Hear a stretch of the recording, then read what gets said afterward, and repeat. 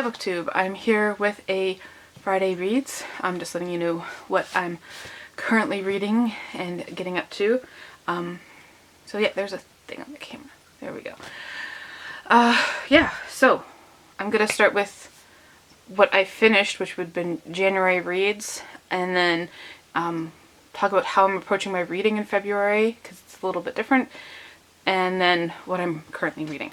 So, what I finished reading recently, so I got a book called 4 Past Midnight by Stephen King, and I would have been nice to finish it, but I said, I believe I said it in my TBR, or in one video, that I would be happy if I only read at least 2 stories in it. So I counted them each separately, because like one is 270 pages and the other is like almost 200 pages, so I figured they can each count as their own book. So I just finished reading Secret Window, Secret Garden, but the movie's just called Secret Window. And I'll be watching the movie sometime soon, hopefully. Yeah, that's a weird... It was very unsettling throughout the whole thing, and I didn't... I get it, it was done well, but I'm not in the mood to be unsettled right now, so I think that's kind of colored my book. Like, I appreciate it objectively, but subjectively, I didn't like it.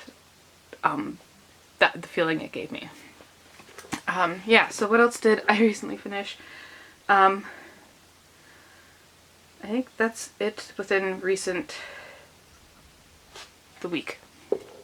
And then I have my little planner here. It's sweet treats. For my February reading, because I put 21 books on my TBR and there's 28 days. So yeah, thankfully some of them are really short, some of them are longer. I'm going to talk to you about my approach though. I used to read up to like 7 books at a time. I'd average like 5. And last year when I was doing that, I wasn't happy with the way my reading was going. It used to work for me before. I used to finish tons of books that way, but last year it didn't work for me. I tried to go down to like 3 books at a time. That still, I didn't feel like it was working. It just didn't feel right. So now I'm going back to 1 book at a time with an audiobook on the side. So technically 2, but it's different because audiobooks are read differently. Anyways, yeah, so that's what I am doing. So I'm reading faster. I'm getting to engage with the story more all at once. Yeah, so I'm gonna try and do that. Which means 500-page book in 3 to 4 days. I think I can do it. This book, I'll talk about it in a second. It's amazing. And then I have some bigger books that I put on my TBR, but I believe I said it in my February TBR that I'd be okay with not reading them, like not finishing them this month. So what I decided to do is, let me just grab them here. Oof. So we have The Grey House, which is this huge, massive book. It's like bigger than my head, and it's 700 and some odd pages, 727 pages. And so I decided I'm gonna read half of this in February and the other half in March. That will give me some more time to spend with it too. So there's that I'm gonna read half of, and then this book, which is about the size of my face, about as thick as it too. And that, yeah, almost, look at that, that's crazy. Anyways, I decided I'm gonna read a third of The Bone Hunters and take 3 months to finish it. That's usually about how much it takes me to finish a Malazan book anyways, because they're just so dense. So yeah, so that's gonna take it a little easier and just do that way. So yeah, I'm just gonna dive into what I'm currently reading. Talk about the audiobook first. The reason I'm reading an audiobook and this at the same time is because I listen to the audiobook in the car, because I can't exactly drive and read a physical book, right? So my audiobook this month is Pet by Akwaeke Emezi, and I've read 2 other books by her. I adored, well, I don't know if adore is the right word for Freshwater. Because of the subject matter, I really appreciated that book and the writing.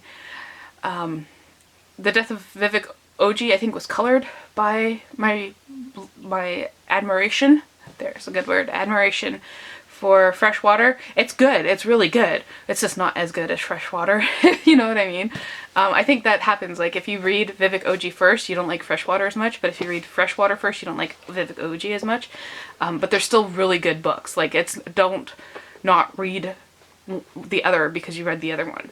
That makes sense. Anyways, yeah, so I'm reading Pet by her, which I believe is supposed to be middle grade. I'm just at the very beginning.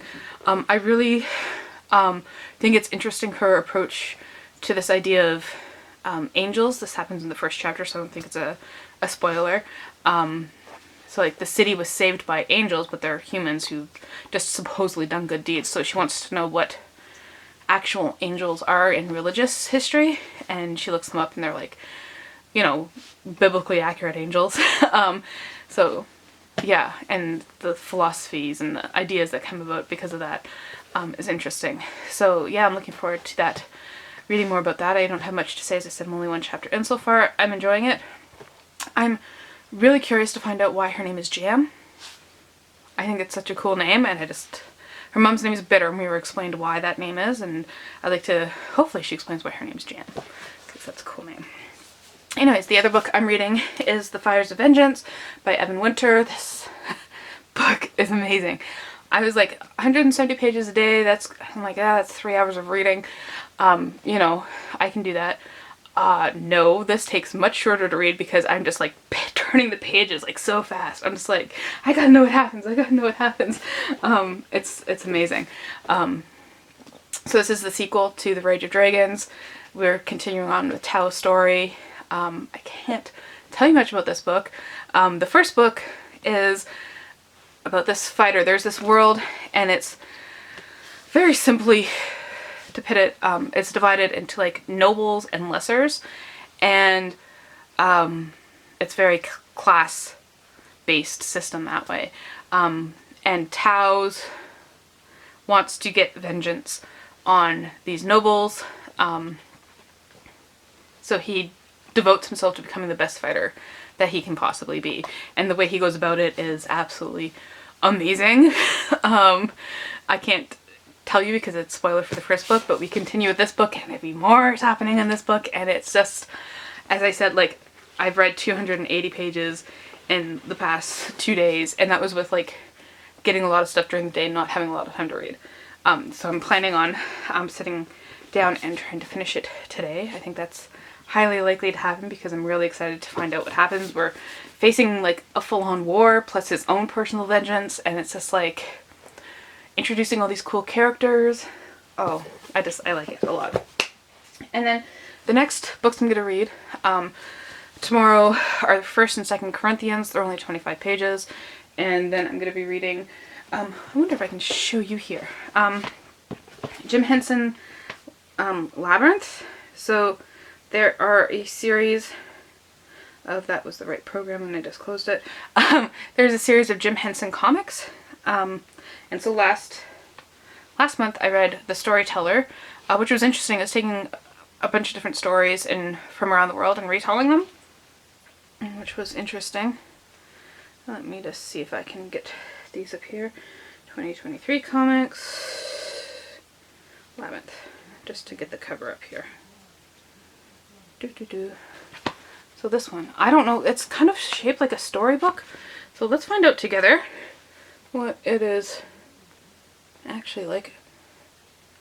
You can get past all of, oh, Sir Didymus Grande. Okay, so it is like more like a storybook than like a comic, but it's also like a comic but full page panels. That's what we'll say. Yeah, so I'll be reading that next, and then I'm starting Bone Hunters next week, but I'll tell you about that. Maybe I'll do a Friday reads next week. I don't know, I do these things so sporadically. Yeah, so that is what I've read, what I'm currently reading, and my plans going forward. Let me know what you're reading this week, and thank you for watching.